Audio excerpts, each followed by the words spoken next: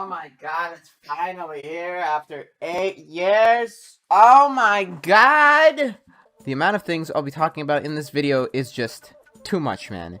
It's too much. But before I start, I want to warn you that I'll be severely modifying my visuals for the majority of things associated with Evangelion 3.0 plus 1.0 or any of the previous rebuilds. This is because Studio Kara, the studio that owns the rebuilds, is like a possessive girlfriend that doesn't let its boyfriend leave its sight. Plus, I'm not in the mood to deal with more copyright garbage after the disaster that was my last video, as well as the previous Evangelion related video. Also, if you're much more interested in just skipping right to the analysis of Asuka, and don't want to watch me discuss the rest of the film, then you can skip to the time on the screen right now. But with that out of the way, let's go! The final Evangelion film, the end of an era, has come overseas to the West, thanks to our corporate overlords at Amazon Prime. After God knows how many delays and years between the third and fourth film due to the director Hideaki Anno's involvement in other projects, and knowing Hideaki Anno, also depression, Evangelion 3.0 plus 1.0 Thrice Upon a Time, that's a handful to say, so I'm just gonna call it Evangelion 4.0, is out in 10 different languages, with the voice cast including original voices from both the Japanese side and a majority of the original ADV dub having returned. I can't say how many times I was smiling at hearing Tiffany Grant come back to voice Asuka, Spike Spencer as Shinji, and Allison Keith as Misato. They are, to me, the definitive versions of the characters and greatly reflect said character in their respective voices. Since we've been waiting nearly a decade, the film does not disappoint in any department. Its animation and overall quality has surpassed my own personal expectations, and because of the film's hefty 2.5-hour runtime, we can appreciate the various backdrops, set pieces, and intimate personal character moments to the fullest without being rushed at all. This film uses its budget to a masterful degree, as I was able to view angles and set pieces that would otherwise take too long to draw due to their sheer detail to appear only on screen for a few seconds. Perhaps it may be a result of the controversial use of using computer-generated imagery blend with traditional two-dimensional animation. Nowhere else would I find a film that has characters take 5 whole minutes falling down an interdimensional pit with thousands of CG models whizzing past their own highly detailed and animated 3D models. And if any of us know Evangelion, then you're going to be in for a ride of variously different types of animation, some appearing as if they were straight up pulled out of storyboards and key animation frames. These obviously reference the franchise's need to often continuously grasp on its own imaginary world. In fact, this use of inconsistent and variable form of animation has given rise to one of my all-time favorite moments in visual storytelling in anime.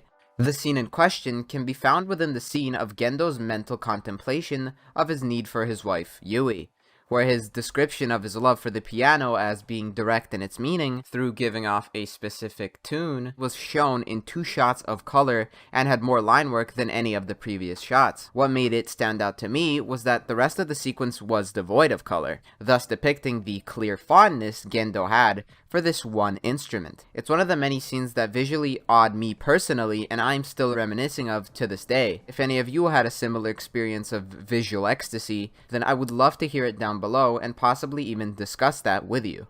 All of these things, however, are only the icing on the cake. I was even more infatuated with the character writing and returning themes of surrealist reflection upon the real world. Gendo's Shinji's father was especially a standout amongst the crowd, as I believe he had gotten even more fleshing out in this film than he ever did in the original show or film. Shinji himself was the exact polar opposite of his original counterpart, and instead learned something his original didn't, that being closure and the ability to move on. And this was all layered on top of the, as always, mind-boggling and difficult to digest real topics of tragedy, depression, neglect, socialization, isolation, romance, and life itself. In fact, I actually believe the main theme Hideaki Anno was going for with this film and the Rebuild series in its entirety was the cycle of everything within our life, covering various fields of life such as the very minuscule gestures we humans have created for our own relief, why we do things in a particular way,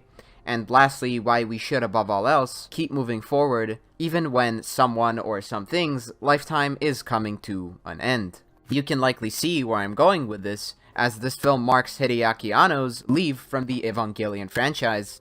Likely for good, as after 25 long years, Neon Genesis Evangelion has become a staple in not just Japan's entertainment industry, but the entire science fiction genre as a whole. And I believe it has only been creatively possibly thanks to, in my honest opinion, one of modern entertainment's most creative auteurs. As back in the original show, we were first only able to get a taste of Hideaki Anno through the evolution of that show, depicting him as a man with immense visual and subtextual prowess, yet also suffering from manic mental health conditions such as depression, anxiety, and extreme stress. This outline of the show's creator allowed Neon Genesis to turn from a standard mechanized sci-fi power fantasy into an exploitative piece of satirization that criticized the very medium it was a part of. Anno is clearly a man who appreciates individual artistry without the corporatized restrictions it often comes with. This love can be seen through his more recent funding and creation of events that allow for more creative freedom of animators and writers alike. And having finally released Evangelion 4.0, Anno clearly wanted it to feel similar yet different in order to correlate with the rest of Neon Genesis Evangelion, because within the third act of this film, we've once again exited the imaginary world of Evangelion. Except this time without any more drawn-out theories or points being left out for future works, instead being able to learn that the rebuilds were in fact an alternative repetition of past events. This was also narratively supported by having Shinji and Gendo's physical and mental fight occur within a so-called minus space, in which even fate itself may bend to one's will.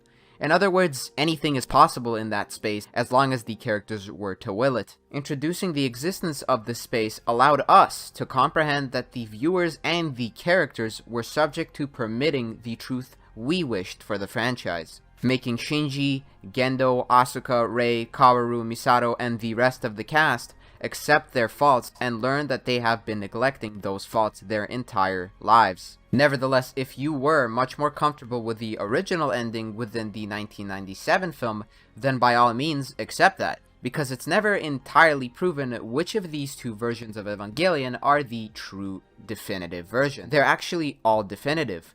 It's merely up to you to define what you believe is Evangelion, hence the name Thrice Upon a Time, as it's the culmination of the past and present experiences in our lives, whilst also leaving room open for new experiences in the future. Anno himself said this very same thing during an interview with Collider during the release of the film on Amazon Prime. He said, quote, "I think that interpretation and misinterpretation is something that always happens, and when we create things, we always try to narrow that range, but it's totally up to the people who receive it. So it's easier, I think, for people who are in similar situations as the protagonist to feel the themes, but that's not the only people that we're aiming the show for. We're actually aiming the show for various people. So we're trying to tell a story that a lot of people can get something out of." And now it's time to talk about the elephant in the room, my character study on Asuka Shikinami Langley. Actually, it's more rather a wasp that flies around my head, prohibiting me from thinking straight with its loud buzzing until I make this very video. I promised in my Asuka character study that I'll likely be returning to Evangelion on this channel, just to finish and complete her arc study within the rebuild story. And after watching the film twice over, I've deduced that I was partially wrong with my assumptions, and that a portion of the theoretical psychology I made of Asuka was confirmed only in this film. Meaning, I guess you can call me a visionary of sorts. I'm God. Anyways, this film has reinforced my love for this iteration of her even more than Soryu. The connection I have to her mindset and method of approaching others makes me feel like Anno drugged me, kidnapped me, forced me to tell everything about myself, and then use that as the basis for Shikinami. I beg your pardon? This is because Asuka Shikinami has, and I know this may sound cheesy, saved me from a world of despair when I was entering an entirely new area of my life. That's why I believe I have to finish my analysis of this character for my own sake. It's highly recommended that if you haven't already, to go watch my previous video on Asuka before starting this one, because I will be reverting to talking about specific points that I brought up in that video. And so, let's begin my excessive analysis of the overly dedicated, cold optimist, Asuka Shikinami Langley. I didn't do it for his sake. I'd never let him die selfishly while he still had his head up his ass. Starting off from nearly the exact same place as the previous film, Asuka and her group, composed of Shinji herself and the Rei clone, are wandering through the outskirts of Tokyo 3. A side note, I'll be referring to this clone of Rei as 6 from now on, because that is the version of Rei she is told to be by Gendo and Fuyutsuki later on in the film. And so after a beautiful compilation of scenic backdrops, Asuka checks on Shinji's state and sees that he is in fact still traumatized. After analyzing as such, she responds with a sign of disgust. They are then picked up by a grown-up version of Shinji's childhood friend, Kensuke. The three of them are then taken to a sheltered community of around 1,000 people, which is protected by a barrier made of pillar-like purification containment units. Once Shinji is given a tour, Kensuke takes him to his home, where Asuka is also staying. Asuka is seen to be completely naked, and this is where a slight amount of her original counterpart, Soryu, begins to seep in, as she expects her naked body to get an embarrassed reaction out of Shinji by hopefully having him blush. But obviously Shinji is still in a catatonic state and doesn't do as such, throwing up instead. This makes me conclude that the very first time we saw her checking up on Shinji in this film and now trying to get an emotional response out of him is a sign of her obviously caring about his well-being in a somewhat aggressive manner. But she also wants to see whether he's matured out of a childlike state or not. This question of Shinji's maturity will be further explored the deeper we go, as my previous theory of her being a person who respects and doesn't mind seeing change in others was pretty spot on. 1 point for me, 0 points for you, Anno. Make your next move, baby! And so at this point, we already see that Asuka has quite a bit of respect for Kensuke. And what's even more interesting is that she too appears to be wearing a DSS choker around her neck, obviously causing Shinji to vomit as a result of past trauma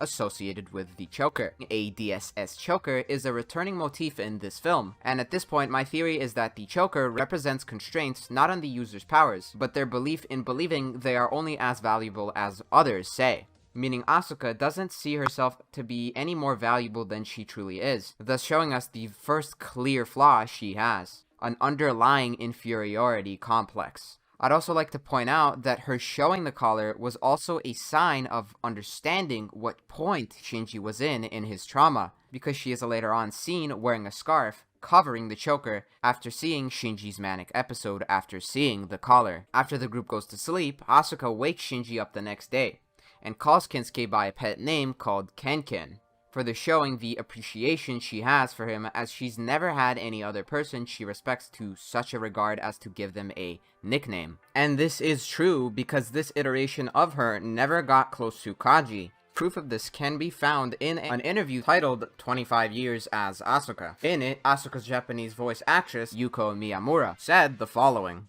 For Soryu, Kaji was the one she was infatuated with. But in the case of Shikinami, the part of the story when she's interested in Kaji never happens, and so she's a completely different person from the start. Moving along, she finds Shinji sulking around again on the ground, and before he can throw up again, she force feeds him bread. This is a sign of her knowing his importance. However, what I find most interesting is the very words she says to him. You're still a mock, Lilin! Lilin is a reference to the Evangelion universe's version of humans, and mock is a reference to how he's still a human that still needs to eat and drink to survive, as being a mock is not the final form of a Lilin, because if he was a true so-called pseudo-Lilin, then he wouldn't have to eat, similar to Asuka. Asuka then went on to say how she doesn't even eat food and only drinks water, backing that up with her talking about how Shinji's body will also soon begin to stop growing, due to the previous film's reference of the Curse of the Eva. Us being exposed to finding out that she only drinks water shows that the Curse of the Eva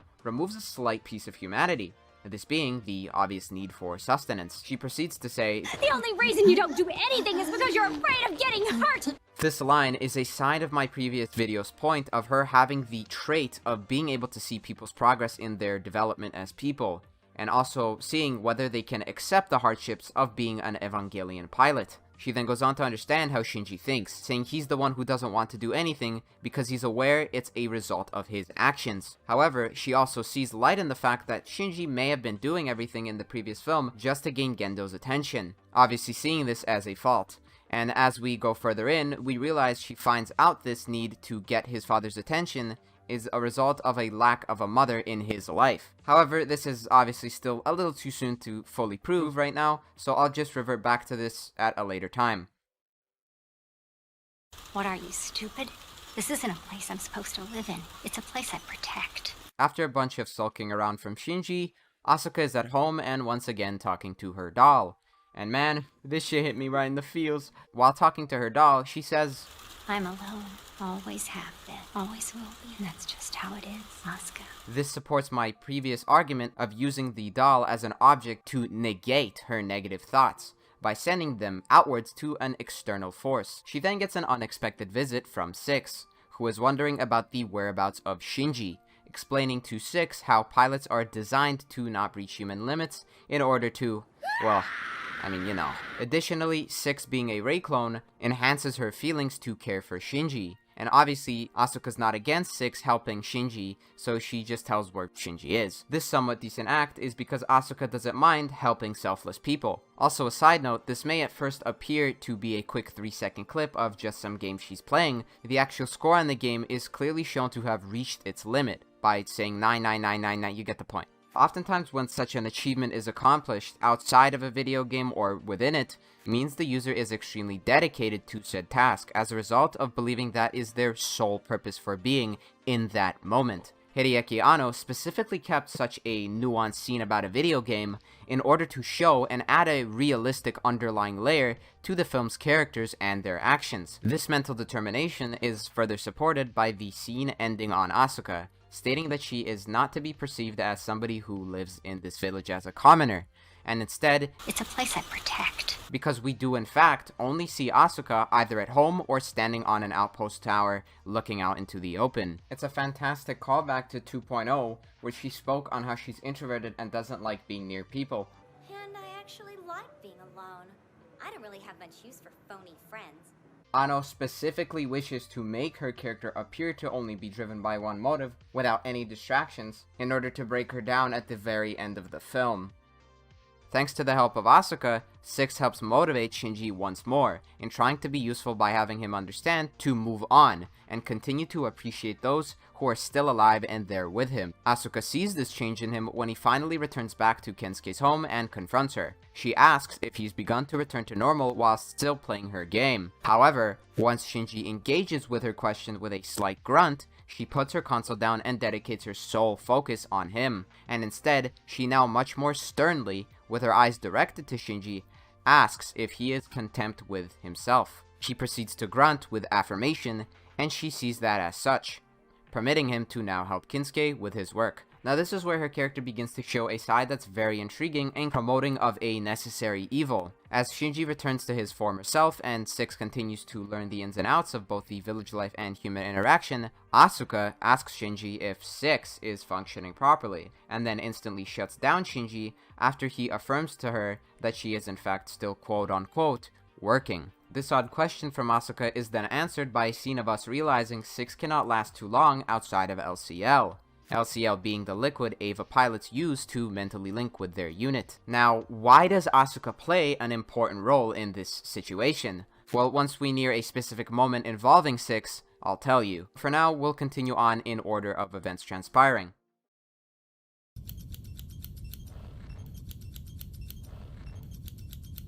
The next scene involving Asuka has herself, Shinji, and Kinsuke visit Kinsuke's dead father.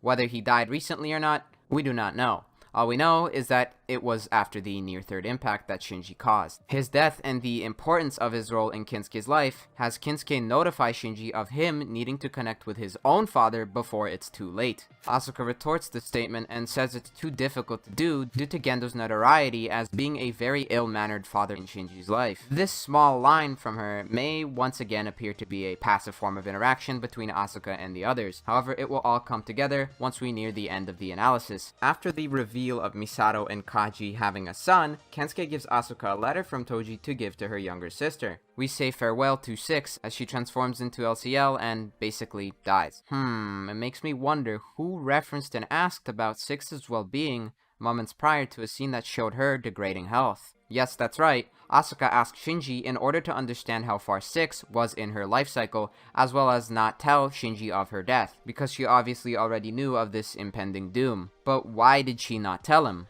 Well, it's because her death was the main point of Shinji learning to come to gripes with taking responsibility and learning the importance of moving on. This is once again a result of the proactivity Shikinami has in the rebuilds, in the overall drive of the character's motives. And if you don't know what I mean by being proactive, then you can watch the previous video on the matter in my study of her character. As Asuka begins to prepare to board the Wonder, she is filmed by Kensuke, and commands him to stop filming her. Kensuke apologizes for this, but says he's still going to continue filming, following suit with her cautiously permitting him to continue filming, thus showing the importance of her leaving him to hopefully save the world, even further deepening their connection. Going forward, Asuka shoots Shinji and kills him.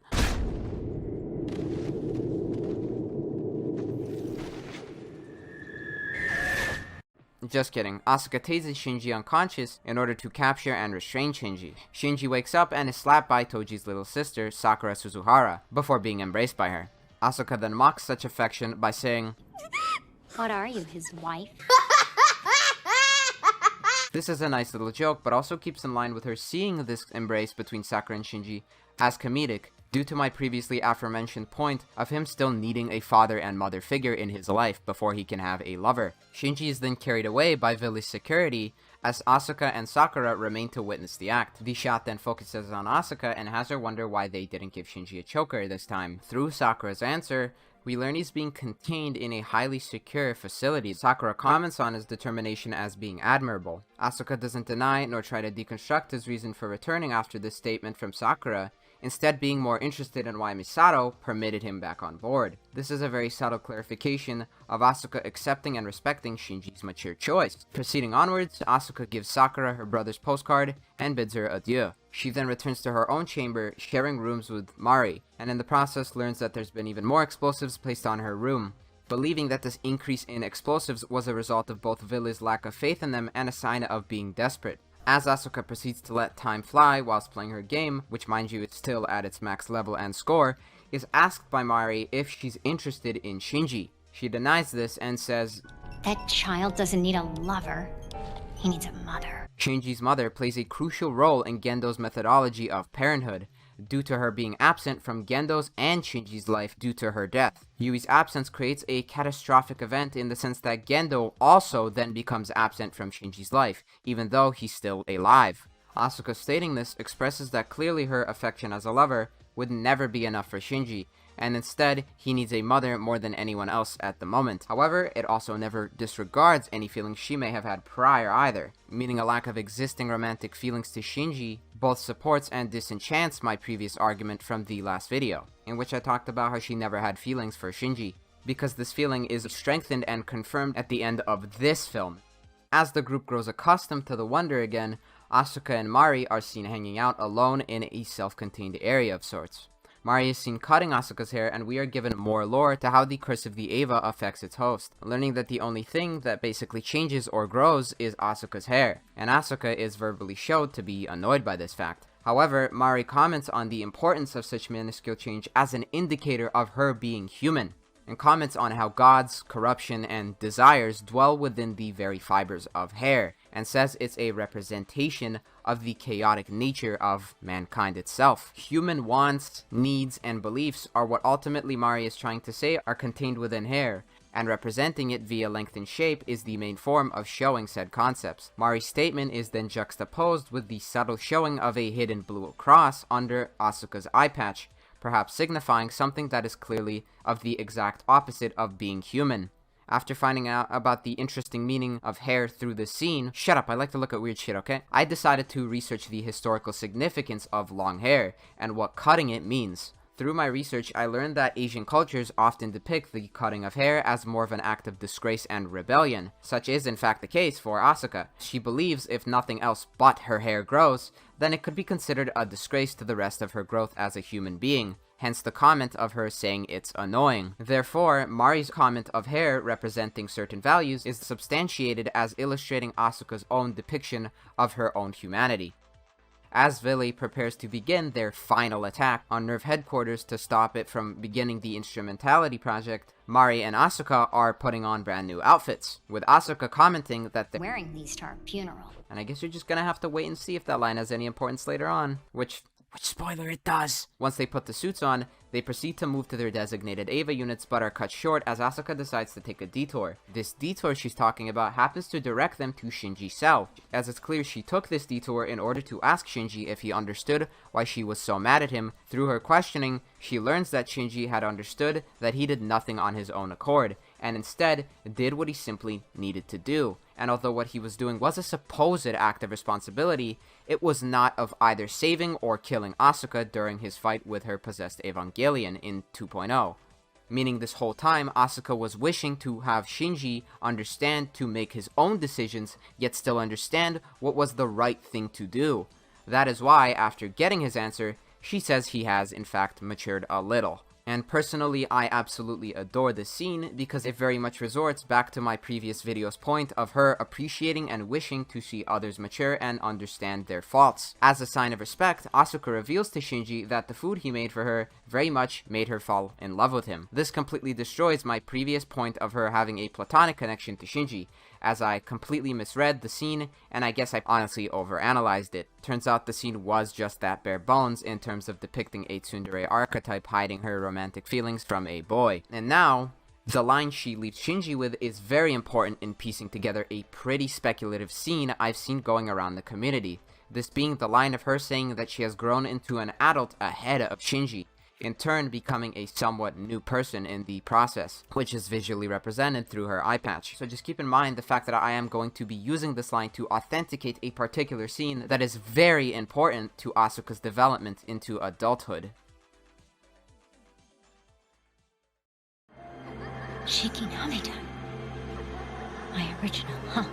As the assault of Nerve HQ begins, and a lengthy, and I mean, really long, just traveling to the point of interest, took a solid 10 minutes assault. In their upgraded Eva units, Asuka and Mari are sent down to recover and destroy Unit 13, before Gendo can awaken Unit 13's power for the Instrumentality project. After successfully breaking through Nerve's defenses composed of mock Evas, Asuka manages to get to the level on which Unit 13 is located. She proceeds to pull out a shutdown override signal plug in order to hopefully immobilize the unit. As she thrusts the plug into the unit's core, her own Evangelion unit begins to show fear of Unit 13. This fear is shown through it using its own AT field to block Asuka from penetrating its core, and this is where Asuka's hidden eye finally comes into play. As she continues to struggle to penetrate the unit's core, Asuka gets her badass standalone moment by deciding to remove her eye patch. The removal of it requires her to pull out a miniature containment unit located within her eye. Narration from both Willy members and Mari indicate that she's not only using angel blood to enhance her Eva unit, but also that she has the 9th angel from the second film inside of her, thus giving clarification as to why she was in a quarantine chamber surrounded by angel ceiling pillars in the second film. Eva Unit 2 begins to transform into the 9th angel, and Mari comments on the transformation, leading to the removal of Asuka's humanity. Asuka begins to break apart Unit 2's AT field by using her own AT field via its enhanced capabilities coming from the 9th angel, because within Evangelion lore, every human within the Evangelion universe has somewhat of an AT field. It's just that most normal humans' AT fields aren't as strong as, say, an angel or Evangelion's is. Finally, Asuka breaks free of Unit 2's AT field, but is stopped by Unit 13, and is ultimately penetrated and absorbed by Unit 13. Thus now making it clear that her new unit was actually trying to save her from Unit 13. Pour one out for Unit 2, man. One for me. One for Unit 02. After being absorbed by Unit 13 and the 9th Angel, Asuka comes face to face to what she says is her original. This entire section of the story has been theorized to oblivion on the internet due to the story later revealing to us that Shikinami is actually a clone. From what I personally deduced in this situation is that it's actually really not that hard to comprehend, as first off, this is not, nor was never intended to be Soryu. It is not the original Evangelion Asuka, but instead is the original rebuild Asuka's version of Asuka. Hence, Asuka stating it's a Shikinami type, not Soryu. Secondly, Asuka's original Japanese voice actress said during an interview at the Sydney Anime and Manga Show in 2010 that they are to be considered completely different characters. Last but not least, If we were to consider this in a much more symbolic manner, then this scene shows the maturity and change this Shikinami clone has gone through, originally starting as a cold and subtly flirtatious yet proud girl, and then becoming an overly dedicated resistance leader, making me believe that this is the reason we hear Shikinami's original laugh in a pretty flirty manner, to show a past version of herself she no longer accepts. That is actually why she purposefully activates her explosive collar when denying the angel's depiction of her old self. Her actions in trying to stop the ninth angel are proven to be for naught, as she is ultimately absorbed by the angel as well as her entry plug by Unit 13. After being absorbed, Gendo speaks of how the Shikinami and Rei clones were created specifically for the fulfillment of the Instrumentality Project. Thus, after Gendo has collected Unit 1 from Willy, he fuses with Unit 13 and enters what is known as an anti-universe beyond the doors of Guff. With this, Shinji's resolve is underway as he fully dedicates himself to stopping the additional impact and his father, by deciding to pilot Eva Unit 1 with an infinite sync rate. This sync rate permits him to enter the anti-universe, and begins the physical and mental fight with his father. And in contrast, we see Vele fighting the bonding of imaginary and reality outside of this anti-universe. I'll not be analyzing the entire purpose of this anti-universe, nor Shinji or Gendo's fight, because, well, they're just not that important to Asuka in particular. But it is still most important to know that it was Shinji's wish to solve all the individual's insecurities, because it is his wish that finally starts our journey to understanding the real, non-speculative side of Asuka, Shikinami Langley.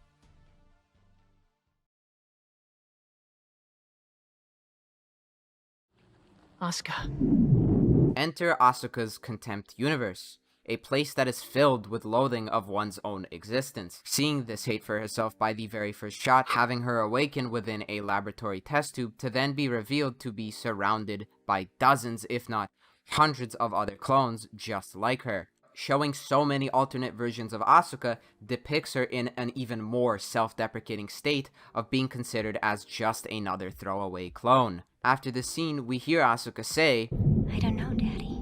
Mommy isn't around. This is said with a flashback scene of her lifting up her doll from the second film. The previous line appears to have some form of connection, as her next sentence begins with, That's why you don't need anyone, Asuka. This completely, and I mean entirely, solidifies my theory of using this as an external object for self-deprecation, but also as an object for self-reassurance. That's because bringing up the topic of a mother and a father whilst being a clone made in a lab is a clear representation of a lack of a role model in her life. And to tell the truth, I personally prefer her being a clone, as it creates much more individuality for her rather than just having her simply be another orphan once again. Plus, having her to necessitate an inanimate object as her role model is such a realistic coping mechanism because she has nobody else in her life to fill this gap. And if we once again look at the name stitched onto the doll, it says Asuka, meaning she is her very own role model. Moving away from the doll for now, we see a young Asuka standing outside in what appears to be a forest in the middle of the winter, with the scene then changing to a scene of the various other clones of Asuka. As the camera continues to zoom out even more, these profiles begin to disappear, with a red label replacing their face, obviously depicting their deaths/failures. Whilst this is being shown on screen, Asuka narrates on with her previous sentence by saying, I'm gonna make it so I don't need anyone, or else things would be too painful. A young Asuka is then seen curled up in a fetal position in what appears to be an empty, dark gymnasium. We continue on by seeing the clones dissipate in number much faster this time, and then are given a close-up of young Asuka's face. Looking at her eyes, they appear to be full of determination, as if her argument of being alone because things would be too painful is her reason for being so determined at this very moment. However, those who are determined and true to themselves would not be in a fetal position, much less hiding themselves from the rest of the world in a dark and empty room. Asuka then completes her statement by saying, Living is painful. with almost all the other clone profiles failing except the one in the middle, obviously representing the one we've been following along. A close-up of a nerve document commenting on how a candidate has failed to meet the required performance is now shown to us. with the following scene then showing Asuka continuously try over and over again within a combat simulation, instantly making us connect the fact that the nerve document was actually talking about her, and that she was the one that was not meeting the requirements. Asuka then retorts her previous statement of a painful life by saying that that is actually her motivation for piloting the Eva, and then showing this quote-unquote reason for piloting an Eva by constantly repeating the exact same simulation, thus depicting a repetitive yet dedicated nature of doing the correct thing over and over again.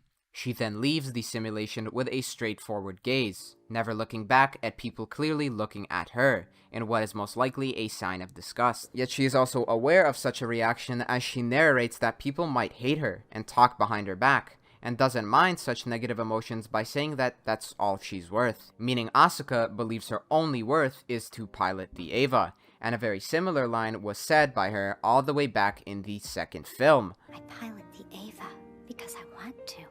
And it's even in that film that she only speaks on piloting the Eva, and never on any other topic. Such dedication to a single reason for being is so divergent from Soryu Asuka, showing this difference by being sexual in both mannerisms and by never revealing herself to Shinji like she did in the second film. Shikinami proceeds to say that as long as she can pilot an Eva, she'll make her body and heart strong, so she doesn't need anyone. Visuals support these self-alienating words by depicting empty and cold rooms, such as locker rooms and the gymnasium we saw before. Yet her previous words are then once again instantly countered with her saying, So, praise me.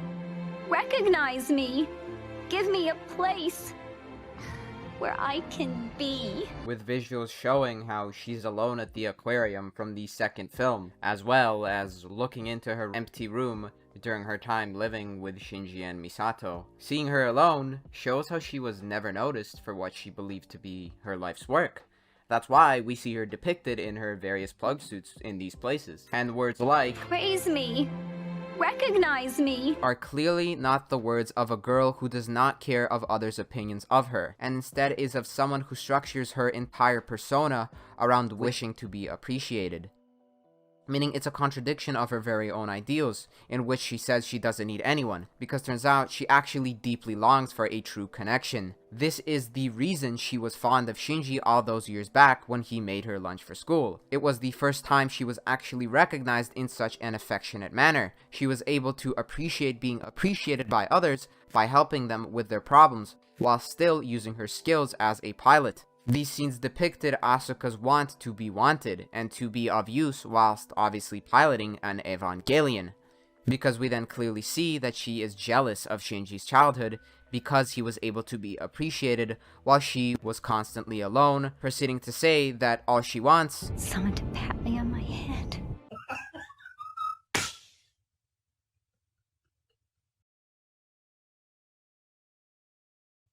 followed by a life-size version of her doll appearing to stand in front of her, whilst she continues to cry, alone, on a tree trunk in the forest. The giant doll sits beside her as she proceeds to cry, and pats her on the head. It then takes its head off to reveal it was Kensuke all along.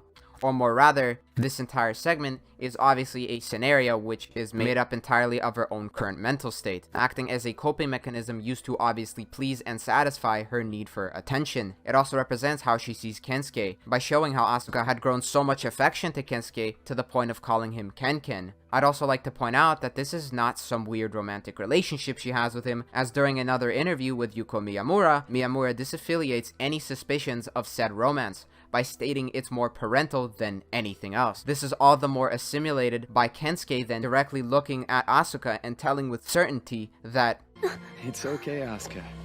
You're who you are. the angle then changes to directly focus on young Asuka's freezing and teary face, whilst he continues to affirm her by saying the words that would cause the certitude she needed her entire life. And there's nothing wrong with that.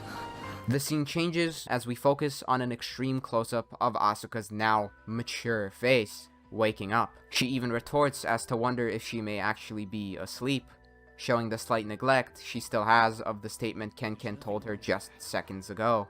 The scene slowly reveals that this is in fact the same beach that Shinji and Asuka lay together in the final scene of the original end of Evangelion, except this time when Asuka sees Shinji, he is seen merely spectating her. and not questioning his very own resolve by choking her like he did in the original film. Yet she still calls him the usual idiot Shinji. This may just honestly be a simple comedic one-liner using an iconic line, but if any of you, the viewers, have a reason as to why she said idiot Shinji in particular, then by all means, please educate me in the comments down below. Anyways, as Shinji then goes on to say he's glad to see her, he says how grateful he is to her for telling him how she used to have affection for him. We then see a full body shot of Asuka in her now damaged plug suit, due to her body finally aging due to Shinji's removal of Everything Evangelion.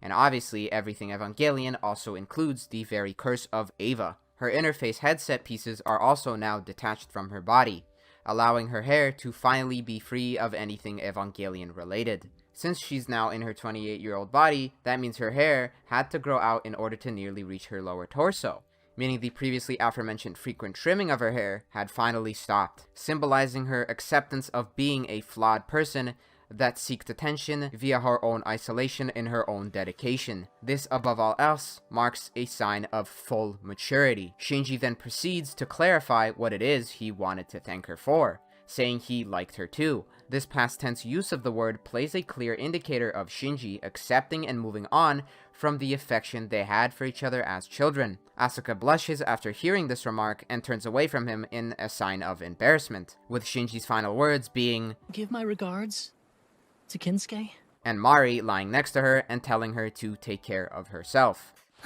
Asuka then wakes up one last time in the cockpit of her entry plug, wearing only her jacket and a lack of a plug suit. She remains physically aged to her biological age this time, and is ejected as such from Unit 13's captivity.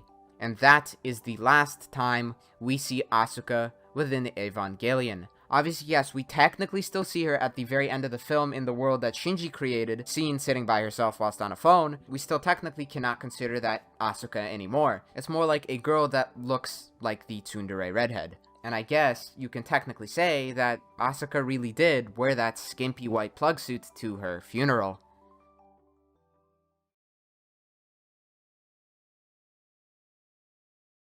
Goodbye, Asuka. After this extremely in-depth analysis of her character, I found that there is always subtext to her, even when she's not the primary focus of a scene. I mean, you likely didn't even notice the significance of the line she said during the scene at Kinsuke's father's grave, because it actually also did show a lack of understanding of what it means to have a parent. The immaculate insecurities added to her in this film alone really come together when you use every element of her character from all the previous films she was in, including Soryu from the original show, having made me learn that the Shikinami counterpart is not one who seeks validation from others through being in control of everything, and instead seeking validation through her struggle of simply being accepted by her very self. Because there's truly nothing wrong with being a hardworking, selfless, stern leader that even sacrificed your own humanity in order to save everyone else's. I very much personally relate to her because she doesn't have an ostentatious, immature persona like Soryu does. Instead, she's a cold and at times rude optimist